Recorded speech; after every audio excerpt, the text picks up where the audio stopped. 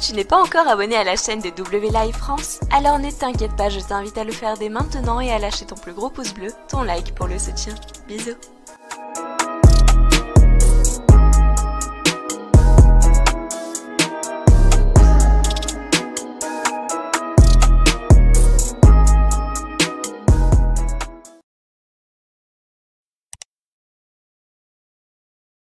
SmackDown Live du 10 avril.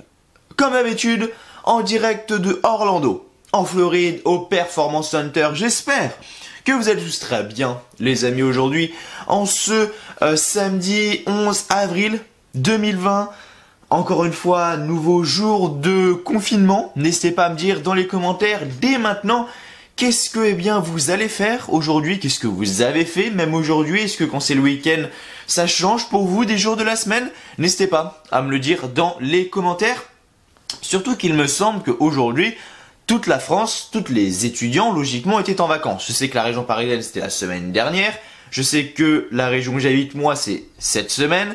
Donc peut-être qu'il y en a qui ont encore des cours. Les cours sans doute en visio, je sais pas quoi. N'hésitez pas à me dire si vous êtes en vacances ou pas. N'hésitez pas à me dire ce que vous faites également dans vos journées. Bref, allez-y. Aujourd'hui, on se retrouve pour parler de SmackDown. SmackDown Live. Enfin, mais pourquoi je dis SmackDown Live alors que c'est SmackDown?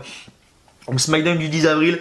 Alors je me suis réveillé il y a pas longtemps. Je suis un peu mort encore pour être honnête avec vous. Mais voilà, je me réveille de bon matin tranquillement.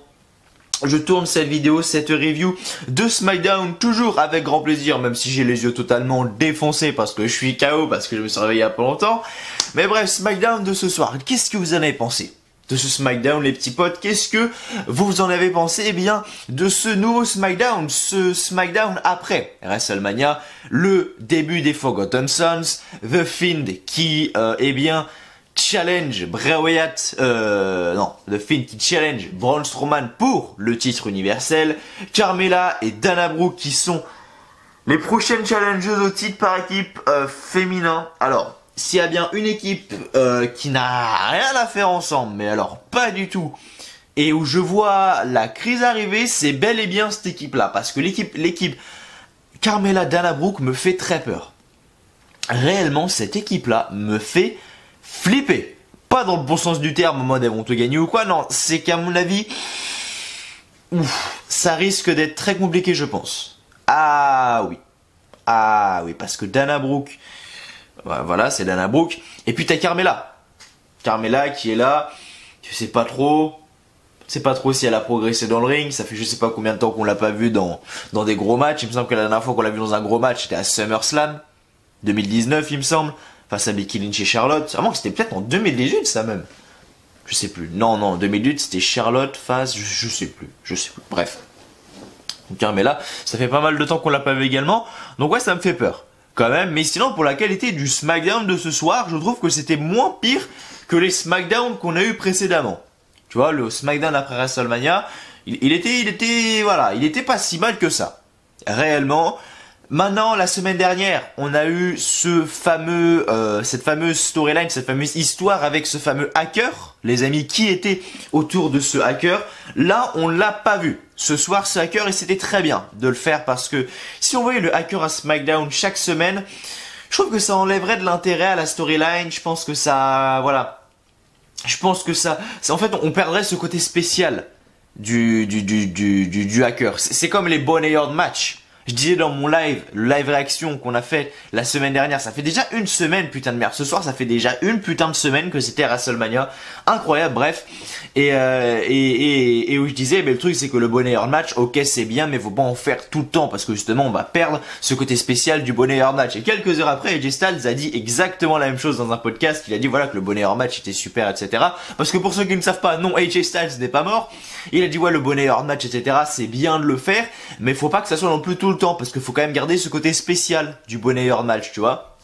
Et il a totalement raison. AJ Styles, les matchs, il n'a pas parlé spécialement du Boneyard match, mais il a parlé des matchs cinématographiques, parce que c'est vrai que là, en quelques shows, on en a eu beaucoup. WrestleMania Soir 1, WrestleMania Soir 2, donc WrestleMania Soir 1 avec le Boneyard match, WrestleMania Soir 2 avec le match entre John Cena et The Fiend, et enfin à NXT. entre Tommaso Ciampa et Johnny Gargano cette semaine. Il a dit que non, justement, fallait garder ce côté spécial des matchs cinématographiques, et je suis totalement d'accord avec lui. Et bah, le côté hacker, c'est un peu la même chose. Voilà, c'est vrai que c'était pas mal la semaine dernière. Maintenant, j'espère que c'était pas juste pour une apparition. C'est qui se cache derrière ce putain de hacker? C'est ça la question que tout le monde se pose, et j'ai réellement envie de voir. J'ai réellement envie de voir, réellement envie de savoir. Donc ça m'intéresse très clairement.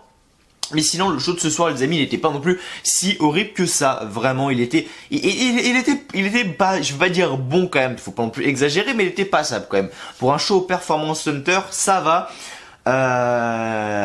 Maintenant, Money in the Bank, on se dirige vers Money in the Bank. Money in the Bank qui aura lieu, qui, ça y est, a été annulé de l'arène où il devait se passer. Il y aurait une vidéo news lundi, voilà les amis. Donc demain, il y a le rendu de ma conférence téléphonique avec The Queen, Charlotte Flair. Après, qu'est-ce que je voulais dire avec The Queen, Charlotte Flair? Lundi, il y aurait une vidéo news. Mardi, il arrive au draw comme d'habitude. Et après, je vais me mettre au tier list. Alors, je vais pas en parler maintenant dans cette vidéo spécialement, mais je vais me mettre au tier list. Il y a un abonné qui s'appelle Victor, Samuel Vallon, dans les commentaires. Manifeste-toi si tu es là, qui m'a dit, écoute Mathieu, fais des tier list. Tu peux vachement t'amuser, ça peut être vachement sympa en vidéo, ça peut vachement être chill, vachement fun. Donc j'ai dit ok, donc la semaine prochaine on va se mettre au tier list. Je sais pas du tout ce que c'est, j'ai vu quelques vidéos traîner par-ci par-là, mais j'ai pas réellement vu ce que c'était. Donc je vais voir ce que c'est, et ça peut être intéressant, donc n'hésitez pas à me dire si les vidéos tier list ça vous intéresse également. Et du coup qu'est-ce que je disais du coup je me suis perdu sur les tier list. Voilà, je disais que j'allais faire une vidéo news également lundi, on va parler de Money in the Bank les amis, parce que Money in the Bank, ça y est, a été annulé de l'arène où ça devait avoir lieu en même temps. C'est le 10 mai, c'est le 10 mai, c'est dans un mois. Donc c'est sûr, sur tous les stages, vu qu'ils ont pris pas mal de retard, ils seront encore confinés, comme nous d'ailleurs, mais bon, ça c'est votre histoire, ou le 10 mai, on sera encore à la maison, les gars, je vous le dis tout de suite. Et du coup, qu'est-ce que je voulais dire du coup? Oui, voilà, ça a été annulé de cette arène-là, et donc ça va avoir lieu au Performance Center. Money in the Bank également. Donc voilà. Et puis après également, je vais faire une vidéo news pour parler de ça, et également dans la vidéo news, on va parler également du live event à Paris, qui était censé être le samedi 16 mai 2020, mais pour ceux qui ne le savent pas, il a été reporté au 8 octobre 2020. Donc pour tous ceux qui voulaient aller à Paris pour voir le live event de la WWE le 16 mai, bah va falloir attendre le 8 octobre. Eh ouais, parce que ça a été reporté au 8 octobre. Là, franchement, c'était la date nickel. C'était un samedi, 16 mai à 20h, c'était un samedi, c'était nickel. Là, on se retrouve le 8 octobre, c'est un jeudi. Voilà le bordel. Donc, y en a qui voulaient me voir, etc. pour discuter et tout ça. Là, honnêtement, je sais pas si je vais y aller. Pour être honnête avec vous, je ne sais pas si je serai présent. J'aurai ma réponse qu'en septembre. On est en avril et je serai qu'en septembre. Après, pour tous ceux qui vont me demander, oui Mathieu, est-ce que les places sont toujours valables, etc. J'en parlerai bien évidemment dans ma vidéo news, mais oui, les places sont toujours valables. Pour ceux qui veulent le savoir, les places sont toujours valables. Donc là, si vous arrivez avec votre billet, il est marqué samedi 16 mai 2020, c'est pas grave. Vous allez passer, les billets sont toujours valables.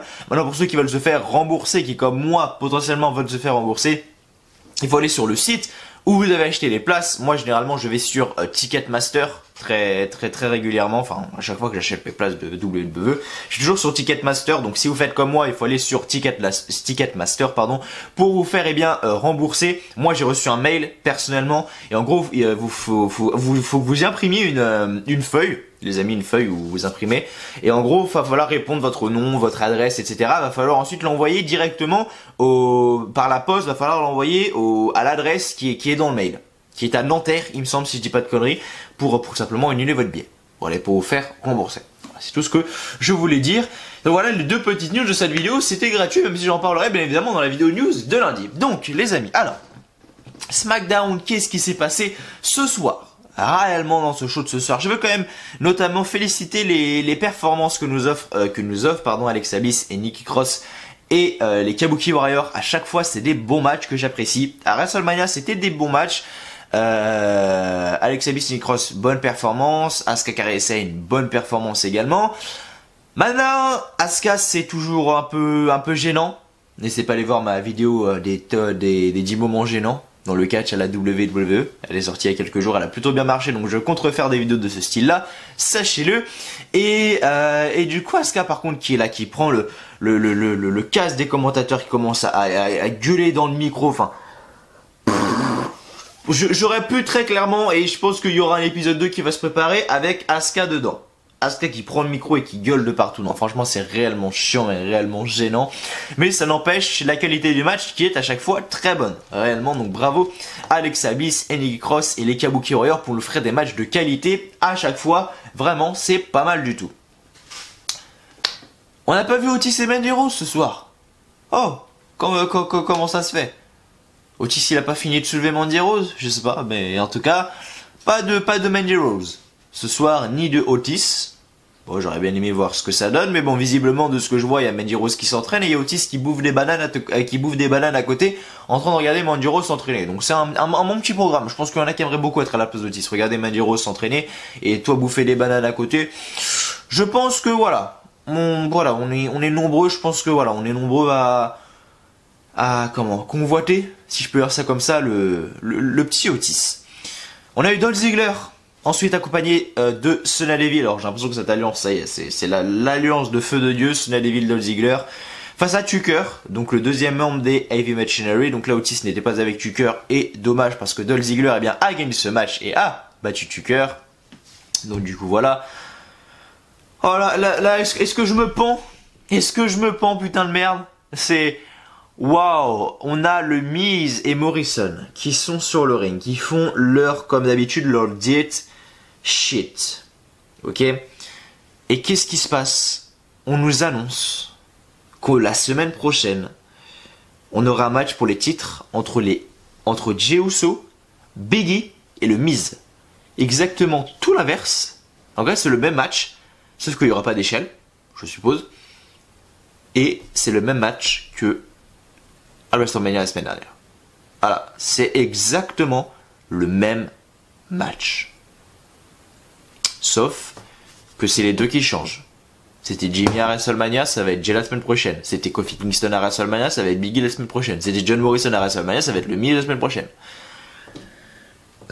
Ah là là, sacré WWE, je te le dis. Donc on verra ce que ça va donner. Même si, voilà, on a déjà vu je sais pas combien de fois le match, mais bon, on a l'habitude avec les Usos, le New Day, tout le bordel, on a très clairement l'habitude. Ensuite, Lucha House Party, les amis, face aux Forgotten Sons, donc qui sont de NXT. Ça m'a fait plaisir de les voir ce soir, les Forgotten Sons, donc Steph Carter, Wesley Blake et enfin Jackson Riker, pardon, j'ai toujours du mal à le prononcer son nom, parce que Jackson, tu vois, ça fait, en fait, il faut dire Jackson, mais c'est pas le CK, quoi, comme Jackson, comme Michael Jackson, tu vois, non, c'est Jackson, Jaxson, tu vois, du coup, j'ai toujours du mal à le prononcer, donc Jackson Riker, donc une équipe de NXT, les Forgotten Sons, qui sont une bonne équipe du côté de la NXT, que j'apprécie réellement. Maintenant, tu leur as donné les Lucha House Party, et vu comment les Lucha House Party, c'est censé être je vais pas dire des merdes, mais voilà, presque, tu vois, eh ben, je trouve que c'est quand même beaucoup. Je trouve qu'ils ont eu quand même beaucoup de temps d'antenne. Enfin, beaucoup de temps d'antenne. Non, ils sont pas mal défendus, les Lucha House Party. Non, contre une équipe comme les Forgotten Sons, je sais pas. La Lucha House Party, elle se fait démolir en 3 minutes maximum. Non, là, ils sont pas mal défendus quand même, donc, I don't know, pourquoi pas. Bon, ils ont gagné le match. Il manquerait plus que les mecs fassent leur début et qu'ils perdent face à la Lucha House Party. Non, ça va pas être une Sanity 2.0 quand même, les Forgotten Sons, j'espère pas, même si pour moi, les Sanity, tu quand même... Sanity, putain de merde, c'est une équipe incroyable et... le gâchis m'amène. Eric Young, je sais même pas ce qu'il fout. Killian Dane, il est avec Walter... Non, c'est Alexander Wolf qui est avec Walter dans les Imperium.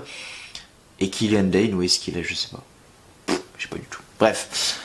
Donc les Forgotten Sons gagnent ce match, c'est le principal. Alors, qui c'est qui m'envoie des petits messages sur Instagram? Ok. Donc les Forgotten Sons donc gagnent ce match, tant mieux pour eux. Ensuite, Sasha Banks bagarre sur le ring. Elle parle de Paige, tout simplement. On a Tamina qui est arrivée, Gangrel a dit oui, mais c'est pas normal, vous m'avez pas battu, à WrestleMania, machin, je veux mon match pour le titre, moi contre Bayley, machin. Et Sasha Banks, elle lui fait, hop, ma petite pote, tu vas vite te calmer, parce que si tu veux avoir un match face à Bayley d'abord, tu vas devoir m'affronter. Tamina, il dit pas de souci, j'accepte le challenge, tout simplement. Donc du coup voilà, Tamina accepte le challenge. Donc la semaine prochaine, je pense qu'on va avoir un match entre Sasha Banks et Tamina. Et ensuite Tamina va affronter Bayley. Vous imaginez Tamina qui devient championne féminine? Sans déconner. Waouh. Bref. Ensuite, on a Sheamus face à Cole Bloom. Je sais pas qui c'est, je l'ai jamais vu, mais apparemment c'est un catcheur signé en 2019. On a eu Sheamus donc qui a gagné ce match avec un Brogue Kick. Oui, c'est ça, il a gagné son match sur un Brogue Kick dans un match très court, donc victoire de Sheamus. Et enfin, on a eu Braun Strowman face à Shinsuke Nakamura ce soir pour le championnat universal, avec Braun Strowman qui a conservé son titre, qui a gagné avec un Running Power Slam. Et ensuite, du coup, on a eu Braun Strowman qui a célébré. On a la musique de la Firefly Funhouse, donc de Bray Wyatt. Et Bray Wyatt nous souhaite la bienvenue et dit que Cena avait raison. On ne peut réellement pas le voir. Il est tellement content pour Strowman, c'était il y a longtemps, machin, bref. Ce qui s'est passé, c'est que du coup, de Finn Braun Strowman, ça a l'air signé. Alors je sais pas ce qu'ils veulent faire avec le Finn. Pourquoi est-ce qu'ils lui ont enlevé ce titre universel là, alors qu'ils auraient pu faire beaucoup mieux par exemple à WrestleMania? Tu vois, pourquoi est-ce qu'ils lui ont enlevé le titre universel pour ensuite le remettre face à Braun Strowman dans la course au titre pour le championnat universel pour un rematch qu'on a déjà vu? Franchement, je comprends pas. Il y a des choses réellement que je comprends pas. Faut voir. Réellement, je comprends pas trop l'idée de la WWE. Mais voilà, en tout cas, c'est signé, c'est fait. Donc, on aura Braun Strowman face au Finn dans quelques semaines. Je sais pas quand, peut-être un Money in the Bank, ce match pour le championnat universel. Je ne sais pas. C'est à voir. En tout cas, merci à vous, les amis, de me rejoindre sur cette review de SmackDown. Comme je l'ai dit tout à l'heure, j'espère que vous allez tous très bien. Aujourd'hui, j'espère que votre journée se passe bien. N'hésitez pas à me dire ce que vous faites en jour de confinement, les amis. Voilà, merci à tous du fond du cœur d'être présents sur cette vidéo. Et voilà, ça me fait vraiment extrêmement plaisir que vous soyez là. Actuellement, moi, en mes jours de confiné actuellement, alors hier, j'ai commencé la Casa de Papel. Tu vois, j'ai commencé la putain de Casa de Papel. Alors, je sais, j'ai commencé à partir de la saison 4, j'ai du mal à comprendre, même si mon père qui a regardé les anciennes saisons, donc il a réussi à m'expliquer, donc ça va, je comprends pas mal. Et j'avoue que la série, elle est plutôt pas mal. On évite les spoils dans les commentaires, parce que la première personne qui me spoil, je le bloque direct. Non, je rigole, bien évidemment, je vais pas vous bloquer pour ça, mais je vais me méfier par rapport à ça. Mais là, je suis toujours avec, pour ceux qui ont suivi, Nairobi, je crois qu'elle s'appelle, qui est sur la table justement de la table de la table justement pour se faire opérer. Sauf qu'elle est opérée par Tokyo, il me semble que c'est ça son nom. Sauf que Tokyo, elle a jamais été médecin. Tu vois ce que je veux dire, c'est comme si moi, je devais l'opérer alors que je suis en CAP boulangerie, quoi. Tu vois, c'est exactement la même chose, tu vois. Que j'ai jamais fait de médecine et je sais à peine le nom des organes, tu vois ce que je veux dire. C'est un peu le même délire, tu vois. Donc c'est pas mal. Franchement, c'est pas mal avec le professeur, sa femme qui croit qu'elle est morte, même si dans le deuxième épisode, ça y est, il commence à avoir des doutes et il commence à se dire putain, elle est peut-être en vie, tu vois. Franchement, c'est pas mal comme série. On me disait ouais, la Casa de Papel, ah c'est énorme. Elle me disait arrêtez de sucer la bite de la Casa de Papel, putain, c'est une série. J'avoue que c'est pas mal. Moi qui est pas trop série, tu vois, en 2 épisodes, j'ai pas mal réussi à rentrer dedans et ce soir, je me retape les 2 prochains épisodes, donc l'épisode 3 et l'épisode 4. Il y a combien? Il y a combien d'épisodes de la Casa de Papel, tu vois? On va mettre Netflix. Merde, faut peut-être que je me connecte au Wi-Fi déjà. Netflix. Hop, on va se connecter au Wi-Fi tout de même. Je crois qu'il y a 8 épisodes, je crois. Je sais pas. Netflix, baby. Ok. Hop. Donc qui est-ce? Bah, je vais mettre Rose, hein, le nom de ma copine, parce que oui, le Netflix n'est même pas à moi. Comment on fait pour muter le son? Ouais, comme ça. Parce que le Netflix c'est même pas à moi. Ok. Ok, il y a combien d'épisodes dans cette saison? 1, 2, 3, 4, 5, 6, 7. Il y a 8 épisodes et je vais déjà être au 4ème. Ah, je vais déjà être à la moitié de la saison ce soir. Ah oui, quand même. Ok. Bah ça a l'air pas mal, Ok. À voir. Bon, en tout cas, j'ai hâte de voir les prochains épisodes. Bref, je sais pas pourquoi je me suis retrouvé là à parler de ça après la Casa de Papel. Merci à vous de m'avoir rejoint. Si vous l'avez toujours pas fait, n'hésitez pas à mettre un petit like, un petit pouce bleu si vous n'êtes toujours pas fait, et de vous abonner à la chaîne W Live France comme d'habitude. Et du coup voilà, on est parti tout de suite je pense pour les résultats de SmackDown. C'est parti, let's go. Donc SmackDown du 10 avril en direct de Orlando au Performance Center. Michael Cole, Corey Graves sont les commentateurs. Michael Cole, ça y est, il y a Corey Graves qui est venu le rejoindre, qui lui a dit bon mon pote, chaque semaine t'es un peu seul au monde, je vais venir te tenir compagnie, je suis là. Donc Corey Graves il était là avec Michael Cole ce soir. Et donc le show s'ouvre avec le champion Universal, le Universal Champion Braun Strowman, qui arrive sur le ring avec sa ceinture universelle. Braun Strowman nous dit qu'il y a une vieille expression qui dit « Quand une opportunité frappe à la porte, tu y réponds ». Il a fait plus qu'y répondre. Il a pris un spire après spire après spire. Shinsuke Nakamura arrive sur le ring face à Strowman. Ce dernier lui demande ce qu'il veut. Nakamura dit que quand une opportunité frappe à la porte, tu ferais mieux de l'ouvrir. Alors, knock knock knock. Il fait le bruit de la porte, Nakamura. Et Strowman dit que personne ne regarde SmackDown pour l'entendre parler. Strowman lui dit qu'il se voit plus tard. Nakamura veut prendre ses mains. Cesaro monte sur le tablier, mais Strowman le repousse et Nakamura en profite pour lui faire un round kick et part avec Cesaro. Donc c'est le match qu'on a eu ensuite en main event de ce show. Match pour les championnats féminins.